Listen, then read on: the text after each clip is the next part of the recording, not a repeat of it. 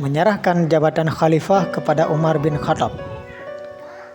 Ketika perang Yarmuk masih berlangsung antara pasukan Arab Islam melawan pasukan tentara Romawi Timur, Khalifah Islam Abu Bakar As-Siddiq radhiyallahu anhu di Madinah juga sedang menderita sakit. Beliau diserang demam. Ketika sakit beliau semakin parah dan ia merasakan bahwa ia tidak lama lagi akan menyusul sahabatnya yang mulia Rasulullah SAW, Abu Bakar memanggil para sahabat dan memusyawarahkan tentang pengangkatan seorang khalifah dengan tujuan untuk menghindari perselisihan di antara umat Islam. Namun, para sahabat lebih meminta kepada Abu Bakar untuk menyebutkan satu nama yang akan dimusyawarahkan oleh para sahabat untuk menjadi khalifah pengganti beliau. Beliau kemudian menyebutkan Umar bin Khattab dan menanyakan pendapat sahabat lainnya mengenai Umar. Sahabat lainnya menjawab bahwa Abu Bakarlah yang lebih mengetahui tentang siapa sosok yang paling tepat untuk menjadi khalifah pengganti beliau, yang akan menjaga dan mengurus umat serta melanjutkan penyebaran Islam.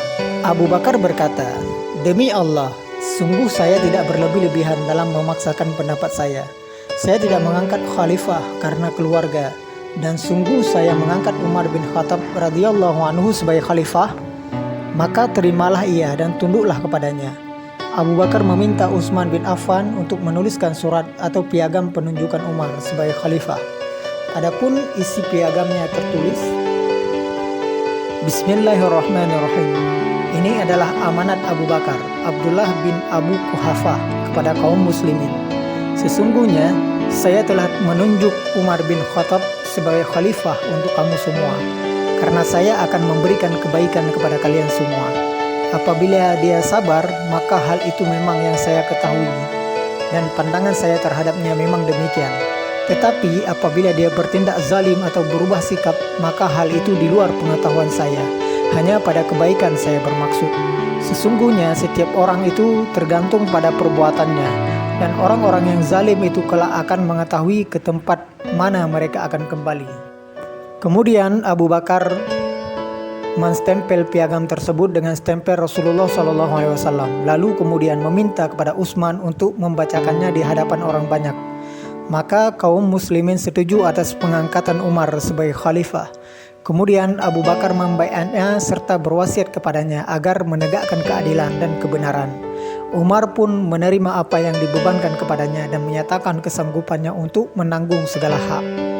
Di antara pesan yang beliau ucapkan adalah, "Hai Umar, sesungguhnya saya telah menunjuk kamu sebagai khalifah atas para sahabat Rasulullah SAW. Sesungguhnya Allah mempunyai hak kewajiban yang harus dipenuhi pada malam hari. Dia tidak menerima apabila dilakukan pada siang hari. Sesungguhnya Allah mempunyai hak-hak yang harus dilakukan pada siang hari. Apabila ia dijalani pada malam hari, maka dia tidak menerimanya. Sesungguhnya Allah tidak menerima perbuatan sunnah sebelum perbuatan yang wajib itu dilaksanakan." Tak lama kemudian Abu Bakar radhiyallahu anhu pun wafat akibat demam yang beliau derita. Beliau wafat tepatnya pada 23 Jumadis Tsani tahun 13 Hijriah dan dimakamkan di bilik Aisyah, pula di sisi makam Rasulullah SAW. Beliau wafat dalam usia 63 tahun.